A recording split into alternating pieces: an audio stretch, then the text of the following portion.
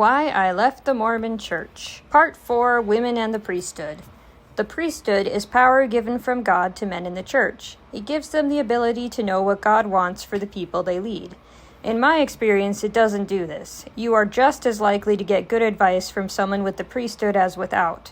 But this is why there are only male leaders in the church. Women are not given this power. Some members will hear this and say, but women are leaders in the church. They lead the Relief Society, the Young Women's, and the Primary.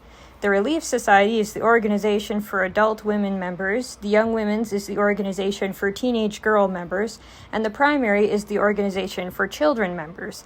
Basically, women can only lead themselves or children. You will never see a woman in a position of power over an adult or even teenage man.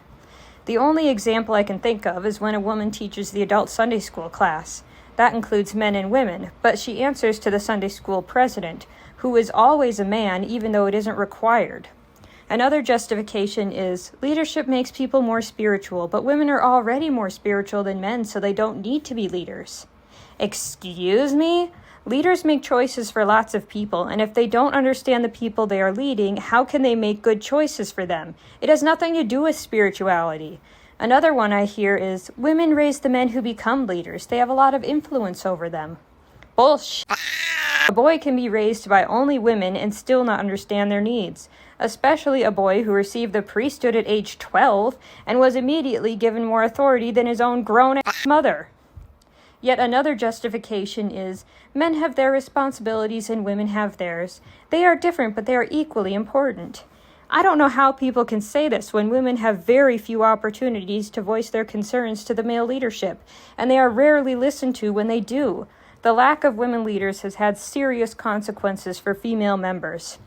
Some of the concerns that the leaders have known about for decades are bishops covering up domestic violence or siding with the abuser, women's assigned underwear being very poorly equipped to handle the needs of their bodies, sexual purity being taught aggressively to teenage girls and barely taught to teenage boys, adult women having a much harder time enjoying sex with their husbands, women being financially dependent on their husbands because they are discouraged from working, housework being done unequally by women in their homes, in churches, and in temples, women told to have more children than they can handle physically and or financially.